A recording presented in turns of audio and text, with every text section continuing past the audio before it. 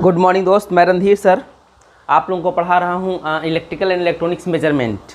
Electrical and electronics measurement, इसमें हम बहुत सारा लेक्चर बना चुके हैं, जिसमें हम बता चुके हैं कि up to the damping torque तक। कहाँ तक? डैम्पिंग टॉर्क तक। अब इंडिकेटिंग इंस्ट्रूमेंट्स में जो डैम्पिंग टॉर्क होता है वहाँ तक हम बता चुके हैं। आज हम स्टार्ट करते हैं क्या चीज़? Classification of indicating instrument. क्या चीज़ भाई? क्लासिफिकेशन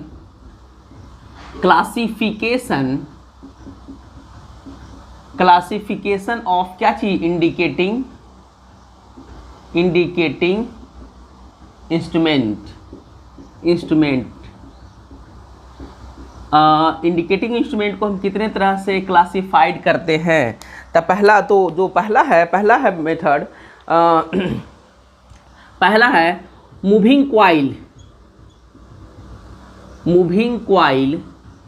इंडिकेटिंग इंस्ट्रूमेंट, ठीक है ना, जिसमें क्वाइल मूव करता है। कौन मूव करता है? बीच का जो क्वाइल होता है, जिसे आप लोग देखते होंगे क्या चीज़, जैसे आप लोग देखते होंगे मोटर के बीच में जो क्वाइल होता है वही घूमता है, होता है कि नहीं? तो उसी बेसिस पे इसमें जो पहला टॉपिक पढ़ना रहता है मूविंग क्वाइल में, जिसमें क्वाइल मूव करता है, वो होता है पहला कौन सा भाई? पीएमएमसी इंस्ट्रूमेंट, मतलब permanent magnet moving coil instrument, ठीक है ना। दूसरा होता है इलेक्ट्रोडायनमो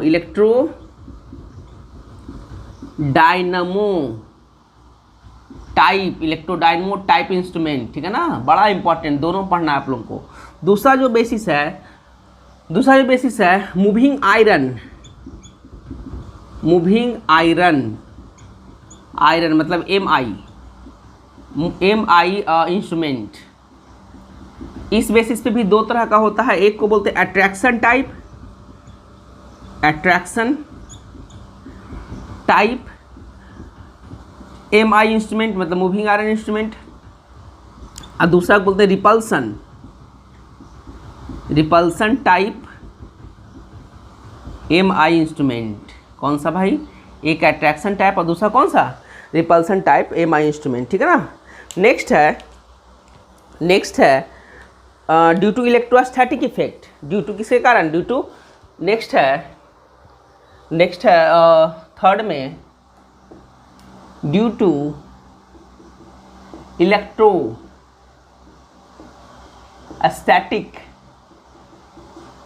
इलेक्ट्रोस्टैटिक इफेक्ट के कारण। इसके कारण जो है इंस्ट्रूमेंट वो है क्वाड्रेंट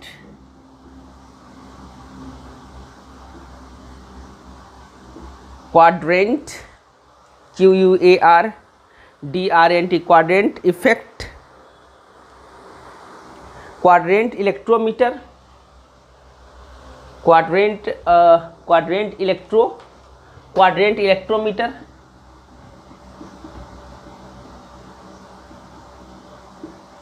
और दूसरा जो है वो है केल्विनो मल्टीसेलुलर वोल्टमीटर।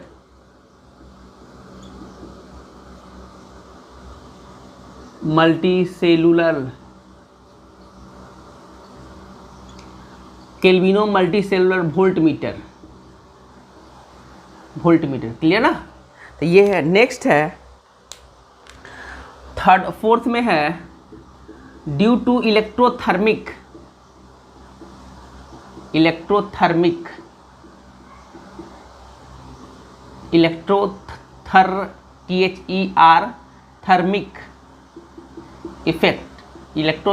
इफेक्ट। इसके कारण जो पहला पढ़ना है वो है हॉट बार इंस्ट्रूमेंट।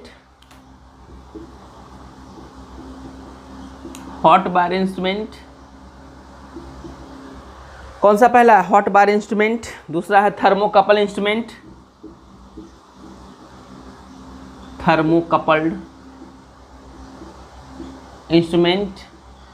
नेक्स्ट जो पढ़ना है तीसरा, उसको बोलते हैं बोलोमीटर,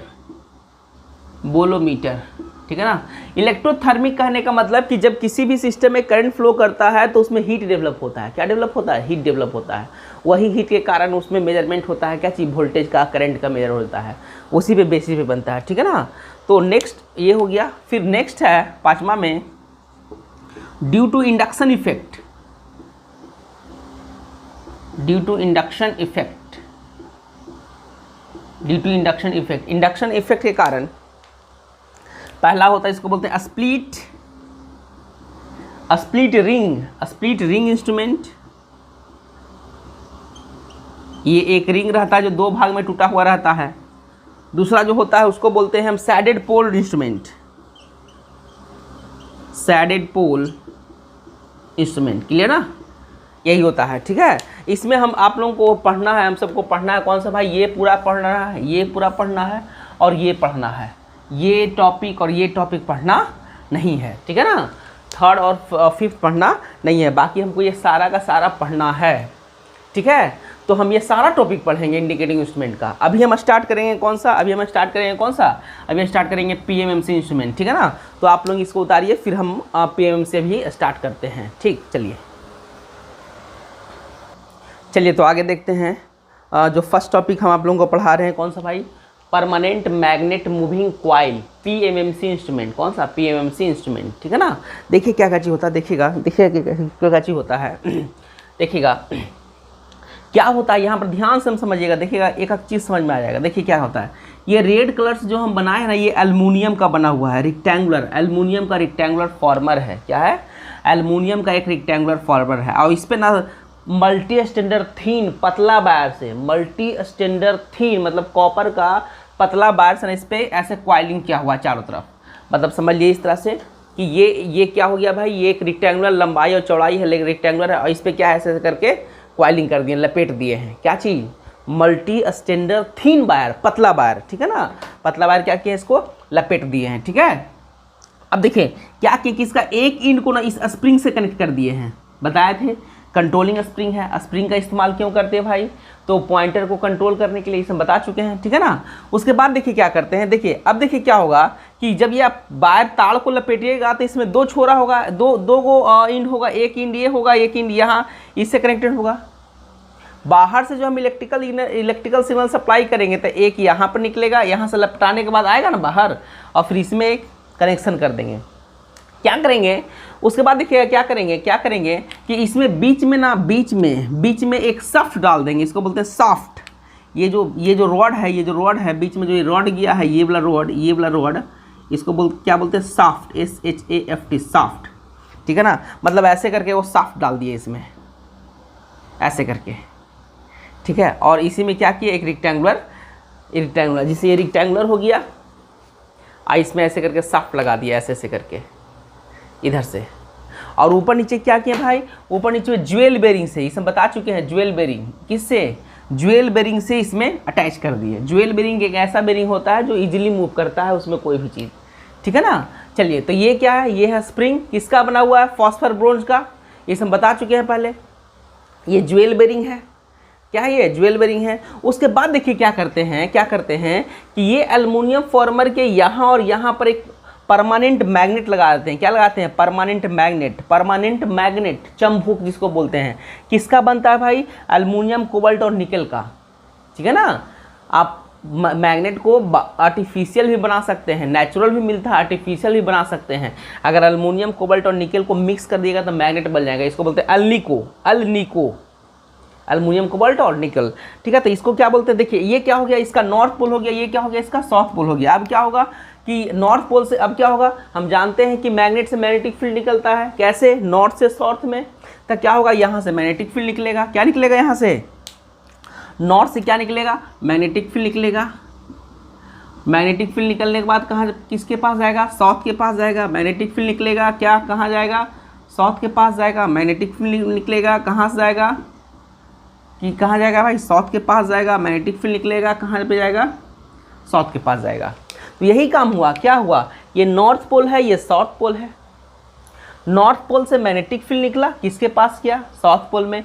किससे टकराते हुआ गया, तो बीच में जो क्वाइल रखा हुआ उससे टकराते हुए गया।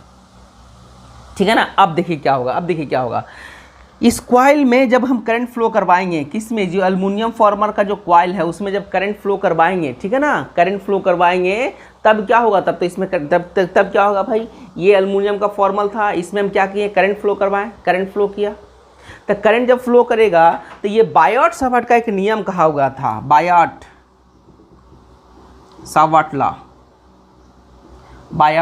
लॉ। इन्होंने यही कहा था कि अगर कोई करंट कैरिंग कंडक्टर, मान लिया कि ये एक ऐसा कंडक्टर है, ये एक ऐसा तार है, वायर है, इसमें करंट फ्लो कर रहा है। क्या फ्लो कर रहा है? करंट। कोई करंट कैरिंग कंडक्टर अगर मैग्नेटिक फील्ड में रखा हुआ है तो इस पर फोर्स लगता है। क्या लगता है? फोर्स। क्लियर ना? क्या क्या बोले फिर से सुनिएगा। अगर कोई current carrying conductor magnetic field में रखा हुआ है तो इस पर क्या लगता है? फोर्स लगता है। तो वही देखिए काम हो गया। ये एल्युमिनियम का फॉर्मर हो गया। एल्युमिनियम का जो फॉर्मर है इसमें क्या फ्लो कर रहा है? करंट फ्लो कर रहा है। और ये कहाँ रखा हुआ है? मैग्नेटिक फील्ड में। देखिए ये डॉट डॉट लाइन से क्या दिखा है? Magnetic field. क्या दिखा है? ये डॉट डॉट लाइन से मैग्नेटिक फील्ड। नॉर्थ से किधर? साउथ की तरफ। और ये मैग्नेटिक फील्ड के बीच में क्या रखा हुआ है? ये कॉइल रखा हुआ है। इसमें हम एक्सटर्नली बाहर से जिसको हमको मेजर करना है, मान लिया मेजर करना है वोल्टेज को या तो करंट को कि कितना वोल्टेज है, कितना करंट है, तो उसका कनेक्शन कर देंगे इस कॉइल में। एक यहाँ पे कनेक्शन, एक यहाँ पे कनेक्शन। तो इसमें क्या फ्लो करेगा? करंट फ्लो करने लगेगा। तो जब करंट फ्लो करेगा, जैसे कि एगो बल्ब को जलाने के लिए दो टर्मिनल होता है ना जी। एगो बल्ब को जलाइए, पंखा चलाइए, तो कई गो उसमें तार होता है? 2 तार फंसाता है। तो एक तार यहाँ पे और एक तार यहाँ पर, वही काम यहाँ पे। ठीक है ना? तो जैसे ही इस कॉइल में करंट फ्लो करेगा तो कॉइल क्या करेगा? कॉइल पे फोर्स लगेगा। किसके अनुसार से? बायट-सावर्त लॉ से। इन्होंने क्या कहा था कि वेन इवेन, ये देखिए आगे लिखा हुआ है, ये देखिए ये लिखा हुआ है, ये हम बताए हैं। ठीक है ना? बायट-सावर्त लॉ ने बोला था कि अगर कोई current carrying conductor magnetic field में रखा हुआ है तो क्या होगा? उसमें फोर्स लगेगा। ठीक है ना? तो वही काम हो रहा है कि ये इसमें जब करंट फ्लो करेगा, ये मैग्नेटिक फील्ड है तो इस पर क्या लगेगा? फोर्स लगेगा। जब फोर्स लगेगा तो ये क्या होगा? ऐसे करके रोटेट करेगा। क्या करेगा? रोटेट करेगा। ऐसे करके क्या करेगा? रोटेट करेगा। जब रोटेट करेगा तो क्या होगा भाई? ये जो स्पिंडल है ये भी घूमेगा। तब पॉइंटर इसमें लगाओ, पॉइंटर यहाँ से डिफ्लेक्ट होगा। क्या होगा? पॉइंटर जो है जब ये रोटेट करेगा, बीच वाला सिस्टम जब रोटेट करेगा तो ये पॉइंटर क्या होगा? यहाँ से ऐसे करके रोटेट। जब ये घूमेगा तो ये पूरा सिस्टम घूमेगा, तब पॉइंटर भी घूमेगा। पॉइंटर बना हुआ रहता है किसका? एल्युमिनियम का। पॉइंटर किसका बना हुआ रहता है? एल्युमिनियम का। ठीक है ना? तो ये क्या होगा? घूमेगा। जितना आप अधिक करंट सप्लाई कीजिएगा उतना दूर तक इसमें जाएगा, जितना कम करंट सप्लाई कीजिएगा उतना कम दूर जाएगा। क्लियर?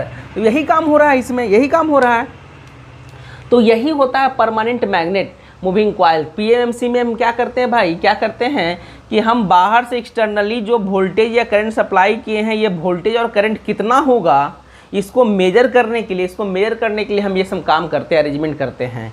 ठीक है ना? इसका कुछ पॉइंट देख लीजिएगा। देखिएगा इसका बेसिक प्रिंसिपल क्या है। The PMC instrument is based on magnetic effect of electric current. ठीक? मैग्नेटिक इफेक्ट मतलब मैग्नेटिक फील्ड हो गया, इलेक्ट्रिक करंट हो गया। देखिए when deflecting torque is in this instrument is produce on the basis, the deflecting torque in this instrument is produce on the basis of, किस basis पे produce होता है? इसमें जो डिफ्लेक्शन होता है पॉइंट, ये जो पूरा सिस्टम घूमता है तो किस बेसिस पे घूमता है? तो देखिएगा when even a current carrying conductor is placed in magnetic field, the conductor experience a force that tends to away from the direction of magnetic field. यही कहा गया। ये कौन सा बोले थे? ये बायट-सावर्त लॉ बोले थे।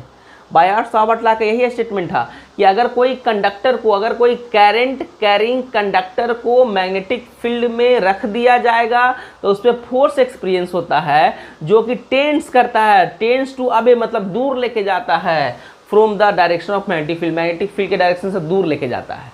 तो जैसे ये फोर्स लगेगा, जैसे भी किसी भी सिस्टम पे फोर्स लगेगा तो क्या करेगा? वो रोटेट करना, घूमना स्टार्ट कर देगा।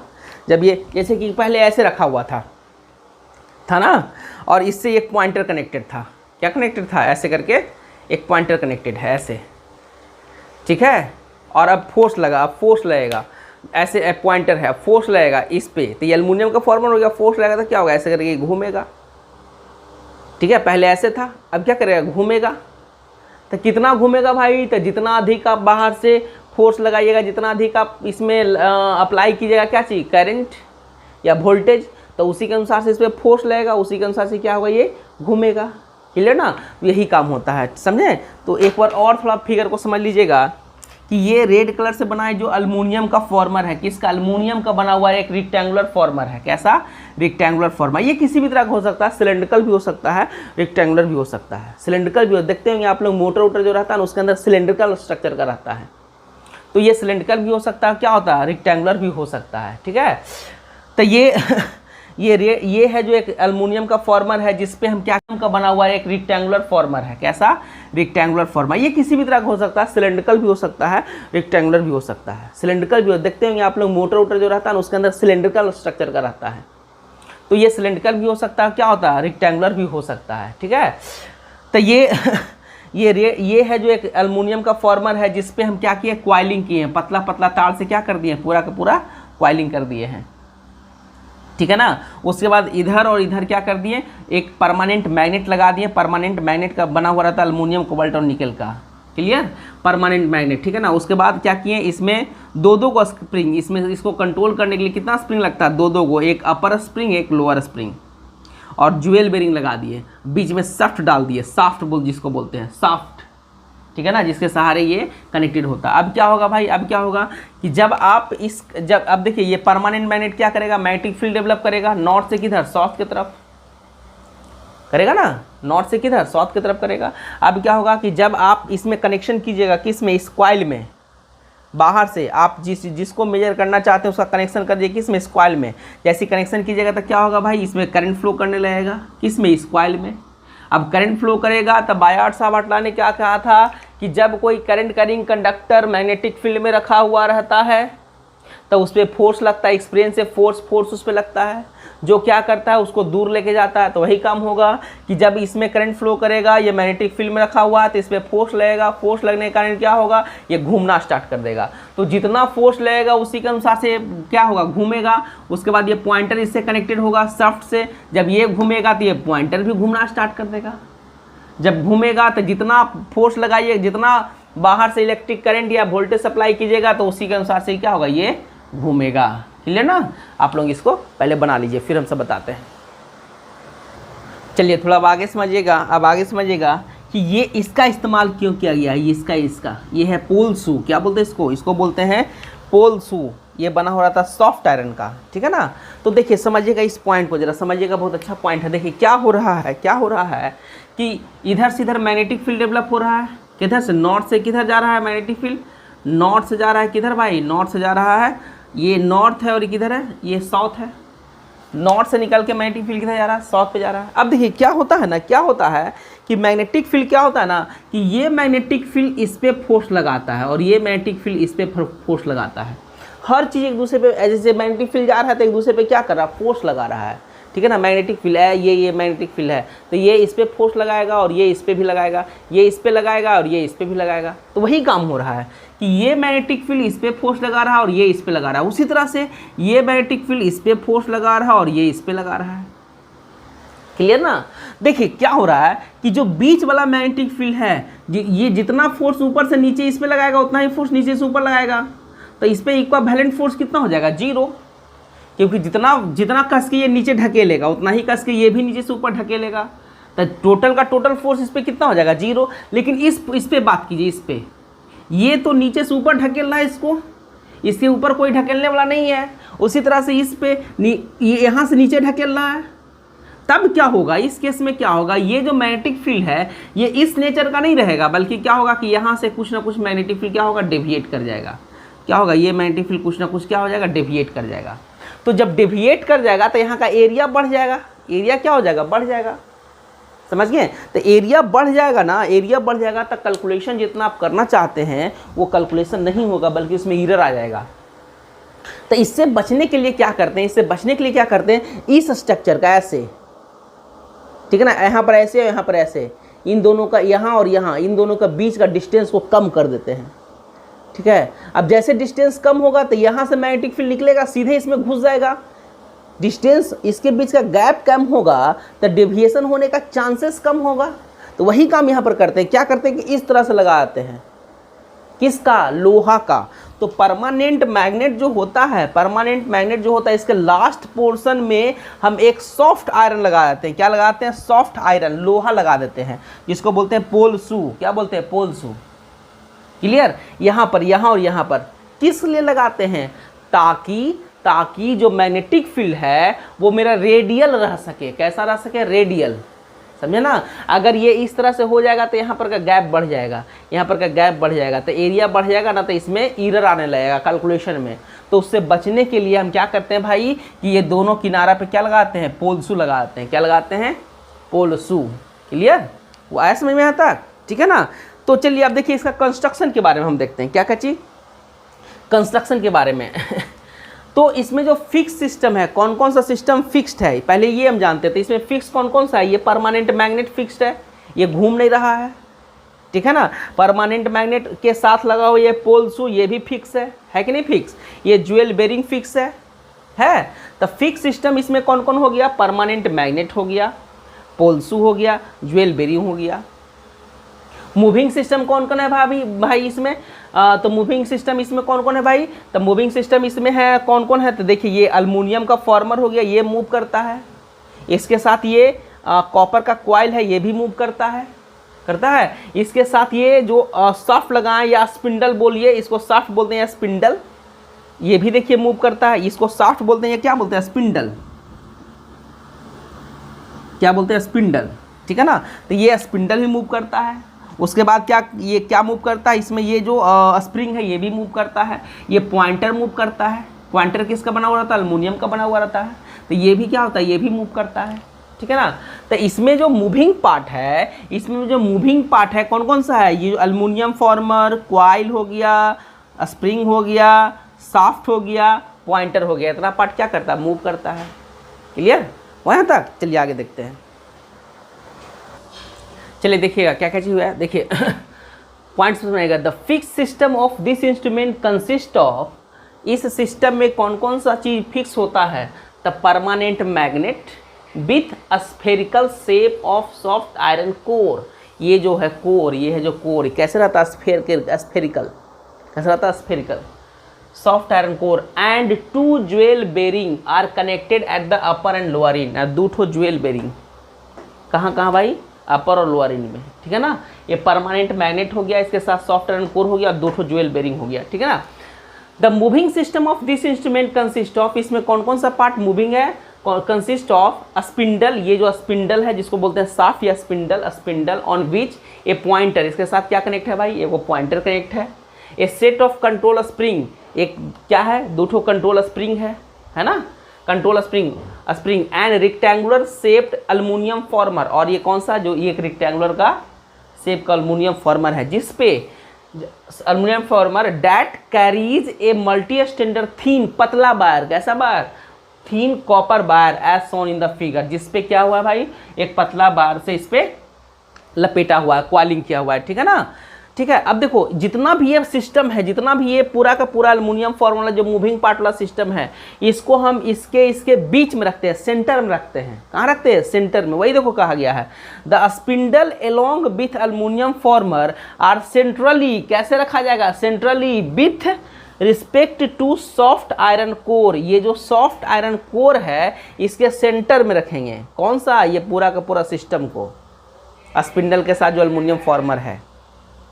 ठीक है? अब देखिए इसका काम क्या है? ये जो सॉफ्ट आयरन कोर है उसका काम क्या है? The utility of soft iron core, the utility मतलब काम, use. The utility of soft iron core is to make, बनाता है। क्या बनाता है? Make the magnetic field radial in nature. क्या बनाता है? मैग्नेटिक फील्ड कैसा रहा? रेडियल। रेडियल मतलब एक डायरेक्शन में रहे, रेडियल इन नेचर। क्लियर ना? Write down. चलिए आगे देखिएगा कि इसमें जो ये स्प्रिंग होता है, इसमें जो स्प्रिंग होता है, 2 स्प्रिंग, एक लोअर स्प्रिंग एक अपर स्प्रिंग, इसको कैसा होना चाहिए? तो वही देखिए यूटिलिटी ऑफ कंट्रोल स्प्रिंग।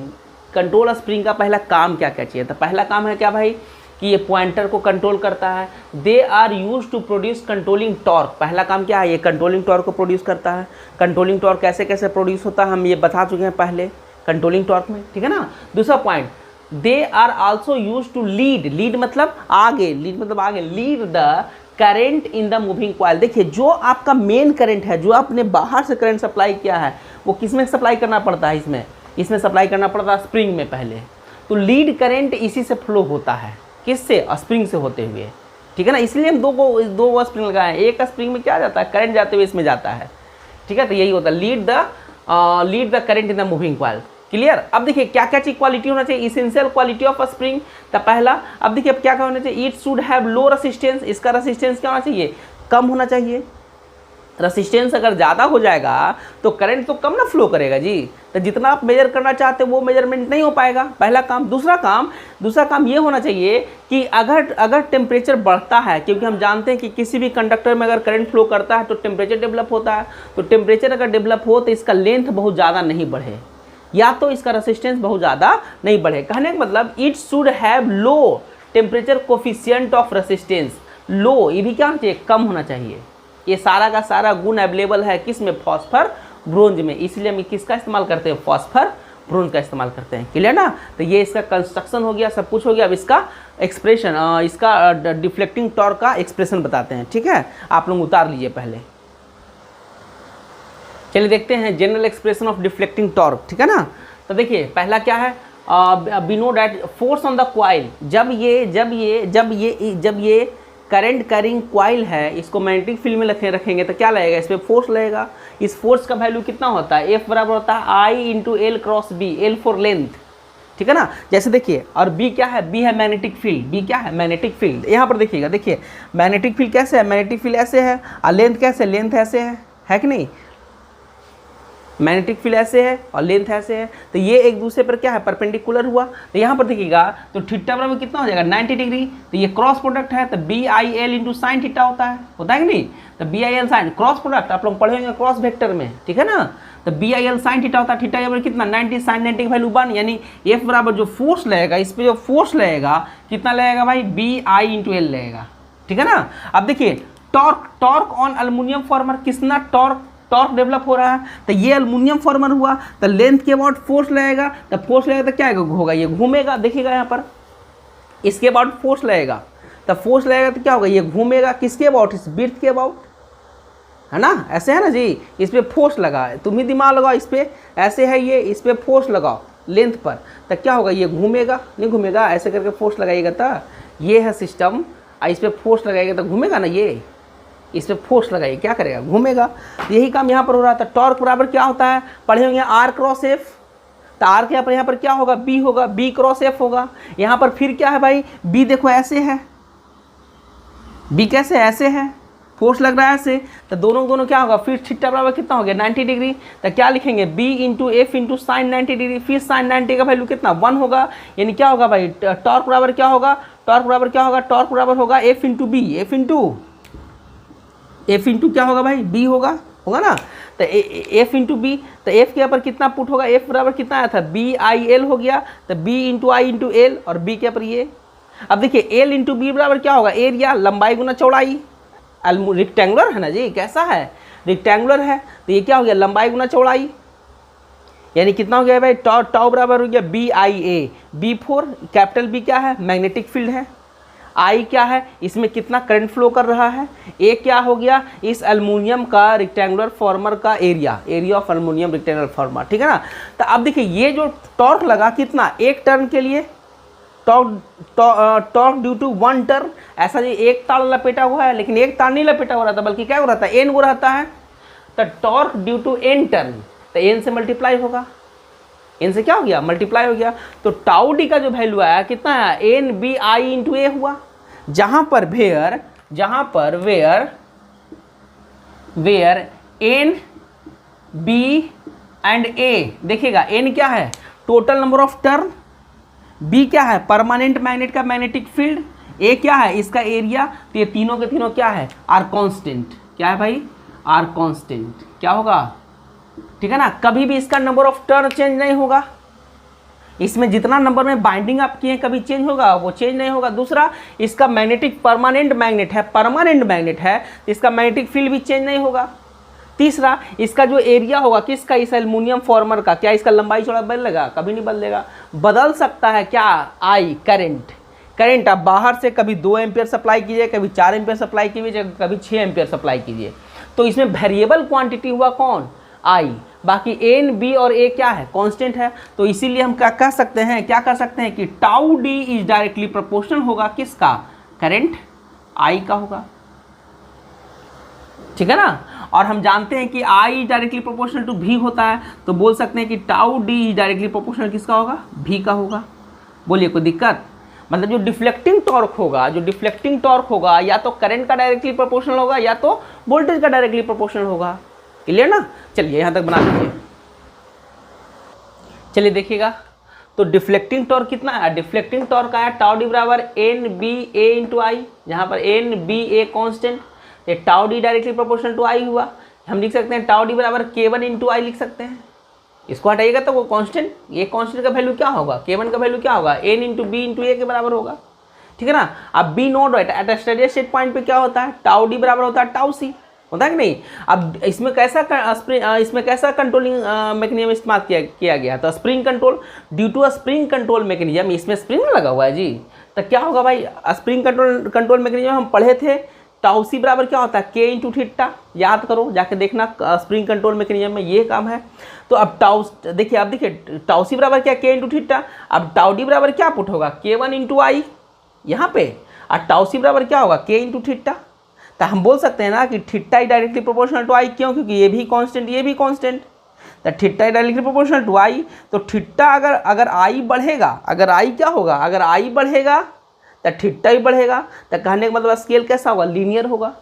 कैसा होगा, इसका जो ग्राफ बनेगा, जो थीटा और आई के बीच का, आई या भी दोनों में कुछ भी हो सकता है, कोई दिक्कत नहीं है, इसका जो ग्राफ बनेगा कैसा बनेगा भाई, लीनियर बनेगा।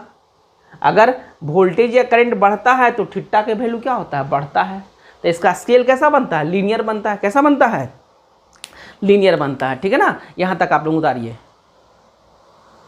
चलिए समझिएगा, एक लास्ट पॉइंट बहुत ही इंपॉर्टेंट, सबसे इंपॉर्टेंट पॉइंट, ठीक है ना। देखिए इसमें किसका इस्तेमाल करते हैं, परमानेंट मैग्नेट का इस्तेमाल करते हैं। परमानेंट मैग्नेट होने के कारण इसका मैग्नेटिक फील्ड का डायरेक्शन क्या होगा, हमेशा फिक्स होगा, हमेशा क्या होगा, फिक्स होगा, हमेशा क्या होगा, फिक्स होगा। फिक्स होने के कारण, परमानेंट मैग्नेट का मैग्नेटिक फील्ड का डायरेक्शन फिक्स होने के कारण इसमें सिर्फ और सिर्फ मेजर किया जाता है डीसी सिग्नल का। जैसे डीसी करंट, डीसी वोल्टेज का ही हम मेजरमेंट कर सकते हैं, एसी का नहीं, क्योंकि एसी में क्या होता है, एसी में हमेशा वेरीज करता है, एक बार प्लस में एक बार माइनस में, जबकि डीसी में क्या होता है, हमेशा एक डायरेक्शन में रहता है। तो इसमें भी परमानेंट मैग्नेट होने के कारण मैग्नेटिक फील्ड क्या होता है, हमेशा फिक्स होता है कि नहीं। तो बड़ा इंपॉर्टेंट पॉइंट है, PMMC instrument is always use for measurement of DC electrical signal, मतलब वोल्टेज और करंट सिर्फ और सिर्फ इस्तेमाल करते हैं किसके लिए, डीसी सिग्नल के लिए। क्लियर ना। तो ये हुआ आप लोगों का परमानेंट मैग्नेट का पूरा डिस्कशन। हम नेक्स्ट क्लास में आप लोगों को पढ़ाएंगे परमानेंट अमीटर, पीएमएमसी अमीटर और पीएमएमसी वोल्ट मीटर, ठीक है ना। चलिए ठीक, और जितना हम अभी तक पढ़ाए हैं सबका हम नोट्स अभी आपको भेज देते हैं, आप लोग उसको बना लीजिएगा, नोट कॉपी में लिख लीजिएगा। चलिए ठीक, थैंक यू।